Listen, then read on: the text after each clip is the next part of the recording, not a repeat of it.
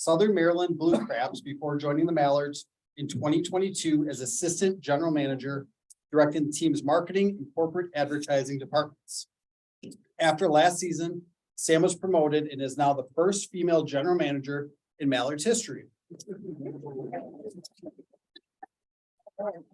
In her free time, Sam enjoys traveling, hanging out with her dogs, Stella and Slugger, great names, and walking through beautiful downtown Madison.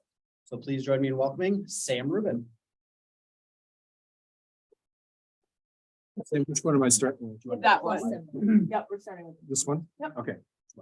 No, I'm gonna have it. Just All right. Hi, guys. Thanks for having me while we get this whole mic thing situated. This is my first Rotary Club ever to attend, so I'm very excited. So thank you for having me. Really appreciate it. All right. I don't know if this is gonna do anything more than Right. Hit the plus symbol there, where's the plus symbol? right to the left of the Yep, number. so right up there. Yep, there you go. Oops, too small. There you go. Yeah, That's great. good. You're good. Perfect. So, And then you got it right here. I don't know, is it Keep still checking. squeaking a Yeah, little I bit? don't know. This is not yet. I gotta turn.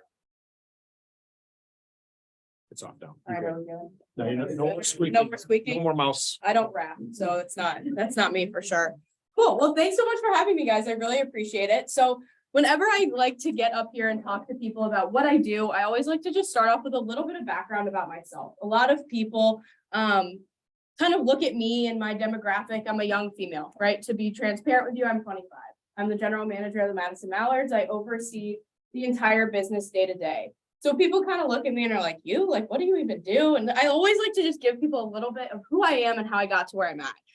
So just to kind of kick it off, like you guys mentioned, I went to the University of Florida. I'm the biggest Gator fan you might ever meet. They're my team, they're my people, my whole family went there. That was it for me. The only place I wanted to go and the only place I needed to go, right?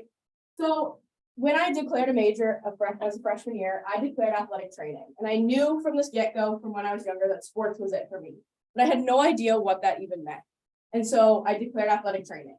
I very quickly, my spring semester, my freshman year, took biology 1, really quickly realized that that wasn't it, right? I was like, this isn't it. There's gotta be a better way to work in sports. So at the time I was a rower. I was a rower in college. I was a D1 athlete. I played sports all throughout my life, basketball, softball. The only thing I didn't really ever play was soccer. I just don't get it. But basketball and softball, those are my things. I joined college. I was 18. Had no idea what I wanted to do. I wanted to work in sports. I wanted to be an athlete, walked onto the rowing team in Florida. Was really fortunate to get a spot there. So fast forward a couple years, I'm like, this isn't it. I can't do bio. I don't know. Chemistry, it's just science, not for me. And at the time I was on the board of my college. And so I couldn't leave the actual college that I was in. So the way University of Florida works is just different than other schools. You have University of Florida, and then you have different colleges, right? The College of Business and the College of Agriculture and whatever.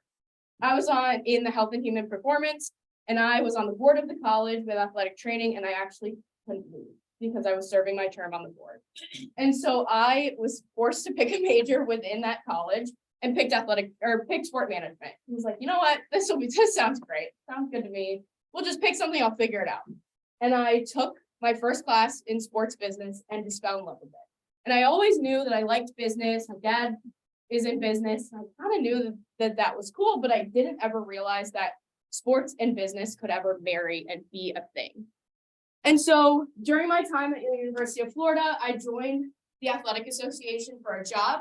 I wore these really nice bright green polos or bright neon yellow polos and was an ambassador essentially for the athletic program. I worked all game days for every single sport that the University of Florida offered, worked it around my rowing schedule. It was insane, but just fell in love with the game day atmosphere. The way that Florida sport management works as well, your last semester has to be a full-time internship, essentially to prepare you for a job. So I was applying everywhere, right? I applied any baseball team that would take my resume because my internship was in the summer term. And so I wanted to do something in season. I knew that. And that was where I got my role at the Southern Maryland Blue Crabs. So I started as a sales intern. I was cold calling people and again, really quickly realized that also wasn't my calling. and didn't love it, right? Not my strength. I knew that going in, but they offered me an internship. It was paid, which is huge for sport. And I just took it, packed in my car, drove to Maryland, and was there for a couple years. Yes, I was the mascot. The mascot's name is Pinch. I think everyone should be a mascot at some point in their life. I just think it builds a lot of character. So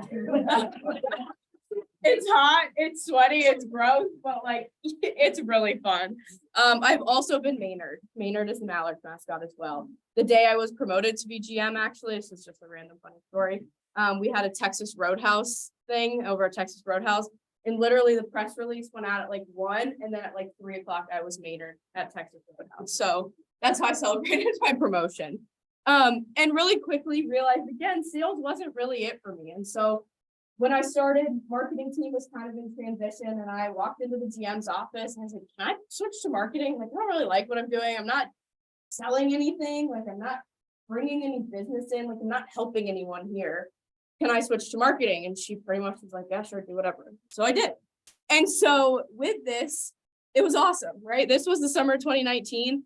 I had so much fun. I loved what I was doing. I was planning promotions. I was working with the community. I was working with people. And just loved every minute of it.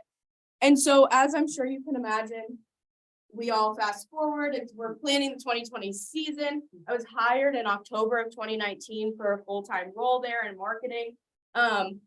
And we were hosting the All-Star game, like all the stars were aligning. Like, this is going to be the best first job I've ever had.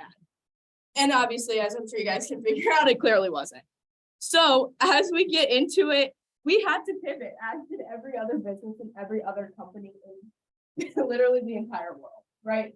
And so what we did was we ran what we called in Maryland the Community Summer Showcase. And so we hosted movies, we hosted sleepovers, we hosted anything that was safe. We stuck our mascot in the back of a trunk of a pickup car or a pickup truck and drove around in all these parades and did all these cool things.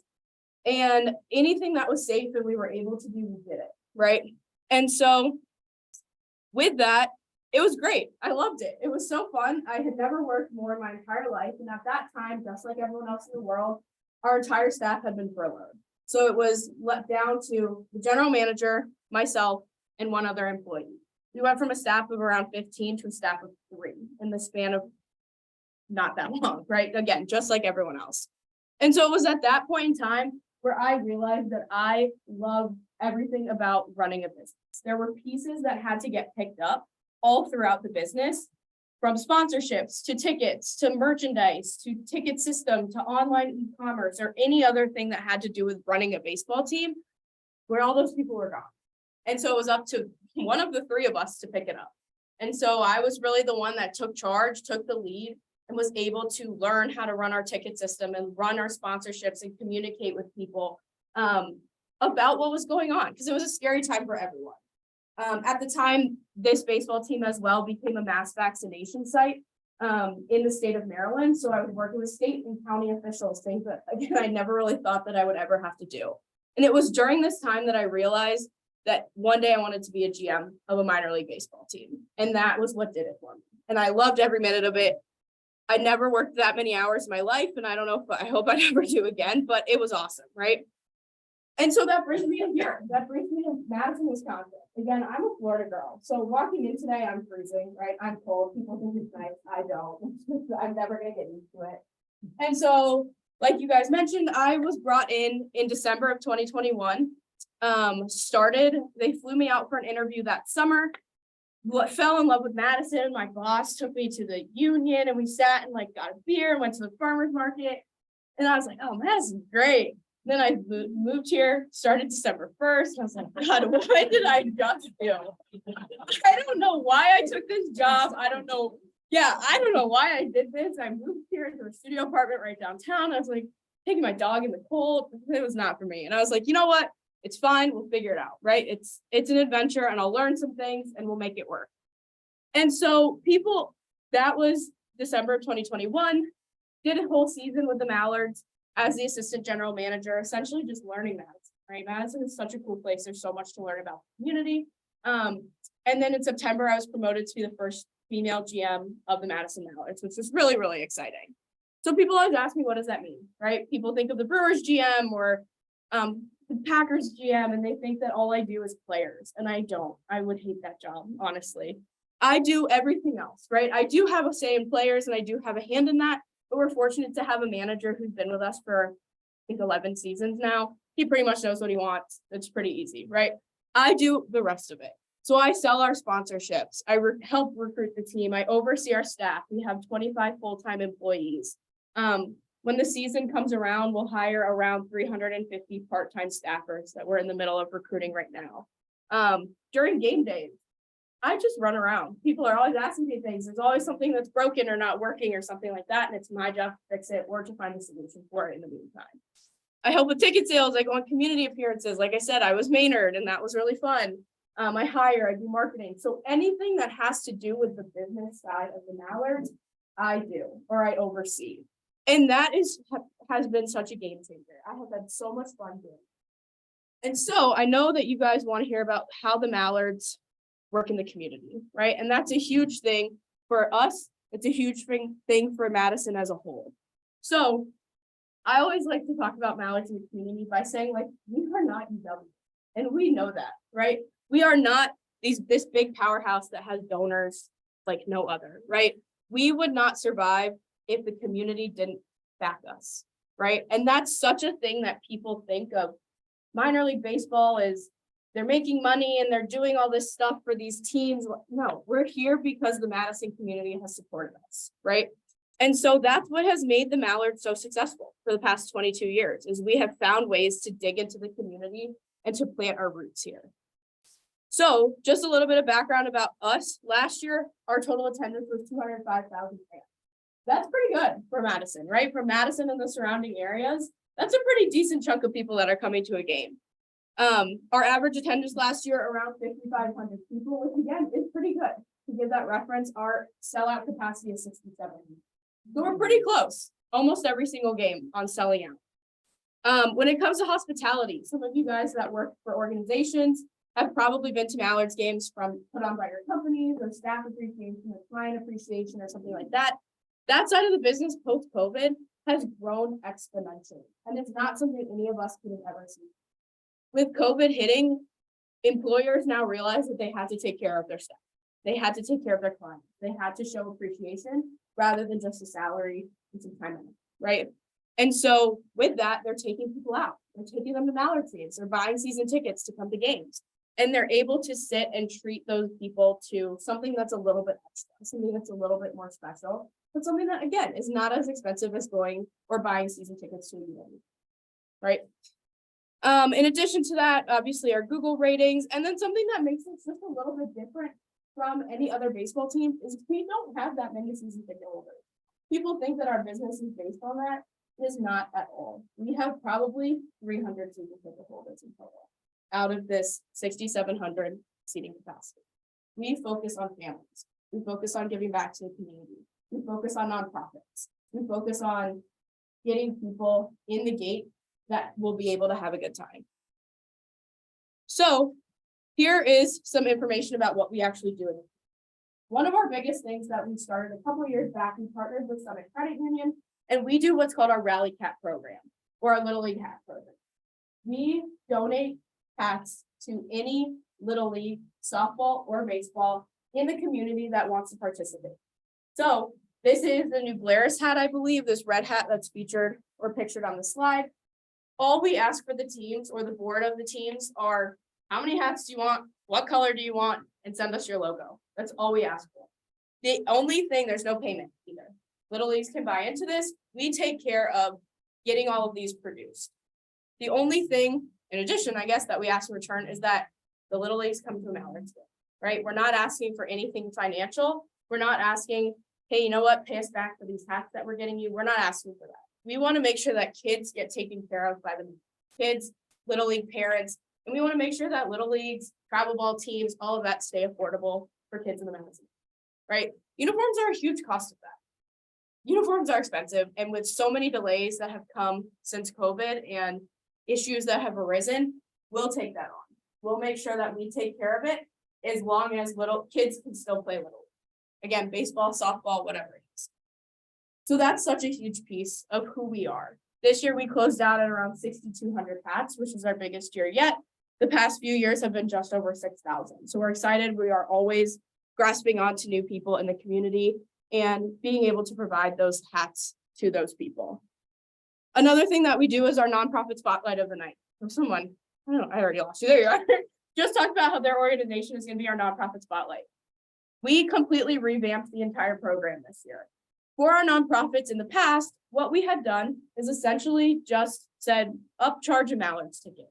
You can buy 10 tickets if you want at $13, which is our face value. You can upcharge it by $2, by $10. You can do whatever you want, but you're making basically 20 bucks, right? You're really not making that much money when it comes to the nonprofit. So we completely revamped the entire program. We are now asking nonprofits to buy in at $5 a ticket. So you have a minimum of 100. So each nonprofit does pay an upfront cost of $500, but you are now making all that money back significantly quicker because now you can charge whatever you want. Each ticket to you was $5. You can charge 13, which is our face value.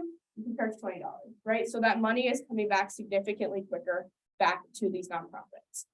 In addition, with the nonprofit spotlight, you get to do a 50-50 raffle. You get a table right at the front gate. You get a video board or logo mentions.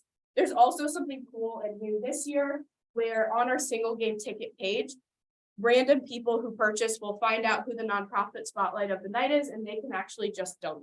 That's something new this year that we just brought on, honestly, the past couple of months. So if I was a regular ticket buyer, I want to go to the June 18th game. The name of the nonprofit spotlight will be on that ticket page. I could just decide I want to donate $100 or $10, right? Whatever it is, which is cool, right? So now you're tapping into the rest of the people that are buying tickets to a Mallards game. We also have changed when it comes to our nonprofit spotlight of the night. One thing we realized is that when it comes to 50-50 raffles, people don't have the materials to do that. So this year we're providing vests, we're providing buckets, we're providing everything that that nonprofit needs so that everything is so turnkey for your organization. We send out flyers as well with a QR code. You can shrink it down to a small URL that congratulations for remembering that. I couldn't remember that at all. But you can do whatever you want, but we make everything so turnkey. And that's the beauty about working with others, is that we take on all the work because we have the staff to do it. We know that not a lot of nonprofits do.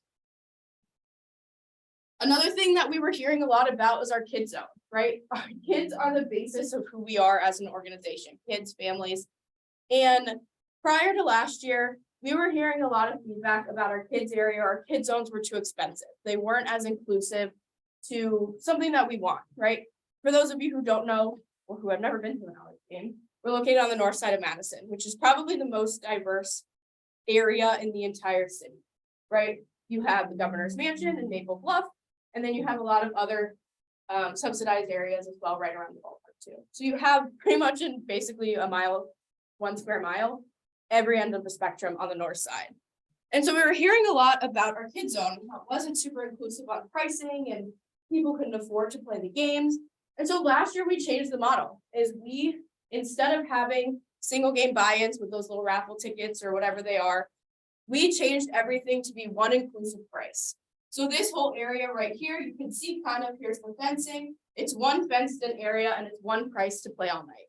So it's now significantly more affordable for families who are coming in, whose kids want to bounce on our brand new inflatables or play on our playgrounds. They can now do it because it's more affordable to do so. And that is a huge thing that we've been trying to work within is to work within the north side, right? That's our goal. We want to give back to the north side as much as possible. That's a huge priority for the Mallards. Yep. It's a cute little like sprinkle. Looks like sprinkles. It's super cute. So that has been a huge part of who we were last year. So that was new to the Mallards last season. One other thing that unfortunately I don't have pictures of because it is under construction is this year we're opening a sensory space at the ballpark. We have partnered with a local nonprofit called Camp Creatability, and we are currently constructing our sensory space. So it is right inside the ballpark. And we will have weighted blankets and bean bags and coloring sheets. It's soundproof, cool like shag rugs or plush rugs or whatever, to be able to have a space for kids or people to just kind of escape, right? Baseball games are loud. They're a lot of times sensory overload. And so last year we held our very first autism awareness nights with the same nonprofit, Camp Creatability. And we met so many families that was their first Mallards game, because there were kids or people in their family who they didn't think would be able to deal with the loud noises or something like that. And so when we realized what a big population of people this was, we decided to, again, partner with Camp Creatability and finalize the sensory space for this year. So as I was leaving the ballpark, I checked in, we're getting our doors installed. It's really, really cool. And we'll be painting that in the next month. So that's a really great space that's coming through us. And then this doesn't have as much to do with the community, but it still is a big piece of who we are, is our digital marketing. We have an email list of over 156,000 subscribers. So many people, small businesses, nonprofits included, really use that to their advantage. They want to be able to reach our target audience. Out of these 156,000 people, none of them have been paid for. We have acquired all of these people organically. We just started being at the farmers market, actually last weekend or 2 days ago was our very first farmers market. And it was awesome. People loved it. We had Maynard out there. We had a spin wheel. You can win hats. You can win tickets. You can enter to win. Those are the ways that we're getting these people's information. We are not ever purchasing anything. So it's cool. We're able to reach these people. Nonprofit spotlights get featured in our game tonight emails and our game tonight graphics that go on our social media platforms as well. So we're trying to bring awareness to all these different people who we partner with. So that is all I have for you guys today. You guys have any questions about it? Yeah. Anyone here inquired about doing The nonprofit spotlight? Yeah, so we actually have one for sure, I know, for this year. So you were just talking about it earlier. Rotary? Oh, no, not to my knowledge. Yeah. Yep. Yeah, no, they have not, but that would be awesome. We'd love to get you guys out. Yeah. Do I? People ask me that a lot. I don't know. Right now, I'm loving where I'm at. I have great people around me. I have a great leadership team. I'm sure most of you guys know that the Mallards ownership and operating partners also do Forward Madison as well. So there's always something new that they're doing, and no one ever knows what's next. So I don't know. Right now, I'm happy. I'm loving my job, and so kind of just play it by ear and see what happens. Yeah. Yeah, I'm only 6 months out of the year though. I'll be here. I don't know. Yes, we try to do that. There are tickets that are printed as well. We've kind of, the past few years, we've really gone like e-tickets only, e-tickets only, e-tickets only. But so much of the Mallards is built on customer service that if people want to, if you're not, they're not allowed by the FCC. So they are all emailed. Yeah, they're PDF tickets. Yeah.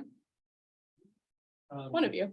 The one thing that impressed me was that with those $13 tickets that we're selling at RCC. They are. Yeah. They come with a hat too. Yes. That makes it automatic upsell. Yeah. Yeah. Did I read or whatever, a month ago or so about? The Muskellards? Yeah, No. So that was an April Fool's Day joke. But so when the Mallards rebranded prior to me getting here, so the Mallards rebranded to our new colors, our new logo, all of that in May of 2021.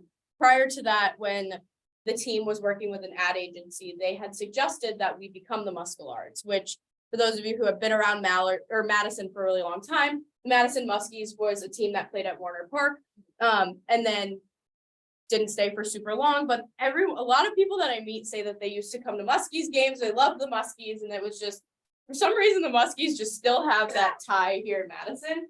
And so when we were rebranding in 2021, the ad agency suggested that we combine the Mallards and the Muskies, both of which have really big pulls, and we create the Muskellards, which is a mechanic or a duck or a fish body, a musky body with a duck face and duck feet. And so we've been we're doing it for 2 nights this year. So we are doing a jersey and we are rebranding to become the Muskellards for 2 nights. But we've been struggling with how to announce that because it had to be good. However it had to be really good. And we were talking about April Fool's Day and someone in the office was like, let's become the Muskellards. And so people loved it. People were talking about it. I've had people come up to me just randomly. They're like, were you part of the Muskellards thing? And I'm like, yeah. So it was fun. It was really cool. So we are not rebranding. We are the Mallards, but we will become the Muskellards twice this year. Why did they rebrand? Yeah, we just wanted a better tie with the community. So I'll show you, our primary logo is this, right? And so most of you guys probably remember the old logo was like green and scary and kind of mean looking. But when we rebranded, we wanted to make sure that we tied to Madison. And so we created a cheese home plate, because cheese, duh. And then we have the 2 lakes, we have the isthmus, we have the Capitol skyline in the background. And then the coolest part that I think really always goes unnoticed is that Maynard is pointing to the north side of Madison, which is where we're located. And so the whole point was we wanted to tie back to the community a little bit better. And our old branding and our old logo wasn't doing that. And so that's where this logo was born. This logo kind of came. In 2018, I was still listening to TBS and I ended up with fiber. Oh, really? That's awesome. Thank you. So I think that the presentation, would you like to become a member? Oh, thank you. I appreciate it. We'll see. Someone asked me that over here and I'm telling them I've joined in the past 6 months, like so a lot of different things. So I kind of I never join anything at this time of year because I never show up to anything. So basically May 1st is where I go dark. No one hears from me for the next 6 months or so, or 4 months really. And so in the fall, we'll revisit for sure. But you don't want me part of here until after the season. But, oh God.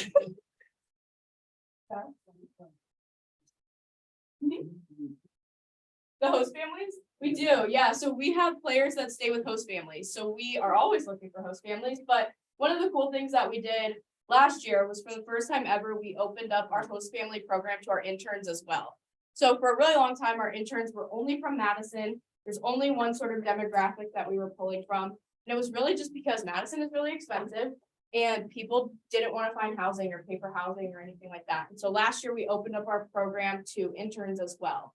And so it was awesome. We had people from all over the place. We had people from Florida and Arizona, the Northeast. Like we were really pulling what we want. We were achieving what we wanted. We were reaching different demographics, people from all over the country. So we do recruit our host families, yes. And so basically it's having a player or an intern stay with you for the duration of their summer or their time here. It's fun. You get free tickets and return, but it's just a fun thing to do. So you open up your home to people who need it. You said the season starts May 29th. Mhm. When do the players show up? Pretty much the day before that. Yeah, so the way that college baseball works is the NCAA tournament actually goes into June. And so some of our best players, we don't actually get until mid-June. So, and we know that, right? Assuming that their team is going to go pretty far in the NCAA tournament. So we have players that join us on the 29th, like that morning, and play their first game. We have players that their schools might not be that great and they're done a little bit early and they join us a couple days before. But then we also have our best players that don't join us till mid-June. Yeah, so many questions. I love this. What? Aluminum bats. Nope, we're a wood bat league. Mhm. You have any women that intern or Absolutely. So that's a huge passion of mine. Basically, a lot of our leadership team with the Mallards has become women. It's funny, I asked my boss when I was promoted, like how that kind of worked. And because we have myself, we have the VP of ticket sales, our CPA, a couple other like higher up people that are females in the organization. And he's like, you know what? I don't really know. Like, we never really think about it. We just hire the best people and they're always women. I was like, well, yeah, you're right. They are. So it worked out. We do not. So the way that it works to play in our league is these players are not actually professional athletes, they're baseball players, college baseball players. And so as of now, there's not many women that are playing collegiate baseball. To be able to sign a contract with the Mallards per like our league agreement, you have to be eligible to play college baseball. So right now, no, the league itself is talking about doing a collegiate softball team. And so that's something that we're discussing internally if we want to be a part of that. But no, you do have to be eligible to play college baseball. Do any of the players ever graduate? They do. I don't know. Do you guys know who Pete Alonso is? Played for the Mallards. You guys know who Nico Horner is?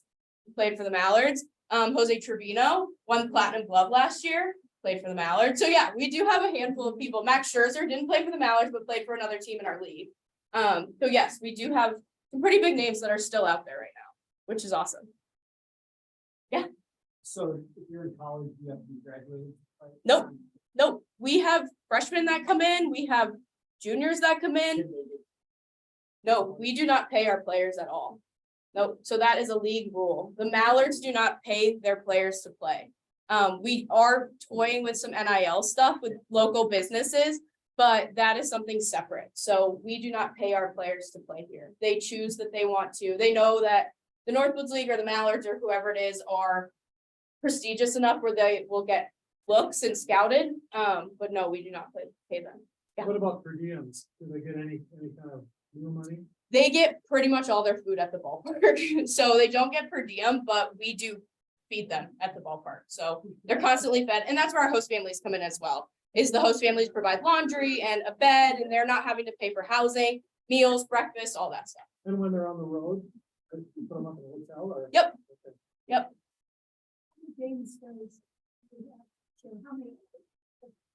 Somebody coming in as a player.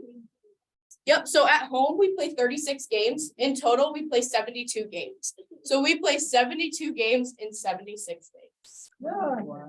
It's crazy. It's wild, but it's awesome. Yeah. I just want to do a quick plug for being a host family. I have not been one, I'll be real clear, but Okay. a friend of mine had a couple of guys. that Yes. Just loved it. Yes. They're just really sweet Yep. and she got to feed them and, you Yep. know, empty nest and then build it up for 4 months. Yeah. and- It's awesome. And our players, we have really strict rules for our players as well. A lot of people are a little bit wary about letting a 19-year-old boy stay with them at their home. And I would be too, right? I just bought a house and I don't know if I'd want one of our players with us, but the players have really strict rules, right? And that's such a huge thing is that we tell them from day one, if it comes down to, I don't want to say an argument, but like a disagreement between your host family and the player, we side with our host. So it's such a huge part of who we are. And they know that from day one. And they know that there's strict rules. If there's problems, we address them immediately. And we've never had a problem, to my knowledge. So overall, it's really great. He said they were super sweet. They are. All of our players are so nice. And so many of them are so just lucky. Like they love baseball so much. They feel so lucky and they feel so excited to be playing here. Some of the other teams in our leagues for reference, if any of you guys are from Wisconsin, Lacrosse, Wisconsin Rapids, Green Bay, Kenosha, Lakeshore. So we're all over the place, right? But when a player gets to come to Madison instead of Wisconsin Rapids, they're pretty thrilled, right? They love coming here, as I'm sure you guys can too. Yeah. Do I personally? Well, is there a Yes. recruitment Yep. process? Yep, so we start in the fall. So we don't actually recruit players. What we've done is we've created really good relationships with coaches. So one of the people that we just always rely on is Louisville. The Louisville coach, his name's Eric Snyder. He's become such a great friend of the Mallards, honestly. We'll always go to him. In the fall, we'll say, who do you have? Who do you think will be able to play on our level? Who would you like to send to us this season? And he'll send us a list of guys and we'll kind of look at who we have or who other coaches are recommending to us, and we'll ask for videos or whatever. So yeah, it is a recruitment process for sure. I know you've had your hand up for a couple of minutes. I'm sorry. Someone over here. Yeah. Been a few years since I've been out there, but how has the duck pond changed? So many ways. So everything's different. Every year we do different things. So this year our biggest thing again is that sensory space, as well as we redid the bathrooms. A lot of people really care about those bathrooms. I don't get it, but they love them and they really care about what they look like. We completely redid them, which is really exciting. Last year, we renovated more aesthetic, like forward facing, like aesthetic things. So we pushed the front gate out. We were realizing that it was way too tight in the front gate. So we took it, like moved it from here to here and added, I think, probably 10 to 12 feet of room inside the stadium. We redid the entire duck blind general admission area. So instead of like gross flooring, we now have Trex decking out there. We have reserved tables as well in the duck blind. So every year we do some major projects. Those are just a few. Steve Smith, going on. Oh, yeah, he is the owner. He comes to every single Mallards game. He's the most hands-off owner that I've ever met in my entire life. We have really great operators. Most of you guys, I'm sure, know Vern or Connor Kaloya. Both of them are the main operators for the Mallards, both of which are my boss. But yeah, Steve is great. He's awesome. He's still around at every game.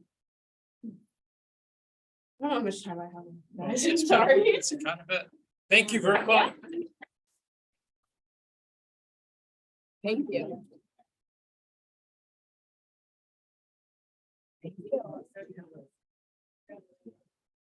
All right, we are at time. Thank you, Sam. For all of our speakers, we make a contribution to Rotary International's and Polio Plus Fund. We'll do the same in your honor. Thank you. Next week, we have Patty Batt is the coach of the Rocksteady Boxing Program, a national organization that works with Parkinson's patients to improve their strength and balance through exercise and boxing, along with other life skills. Thank you for being present in person and on Zoom and have a. The club runner training. Oh, that's right. Otherwise, Sorry, I'm not. oh, good stickers. There we go. All right. Have a great week, everybody. I'm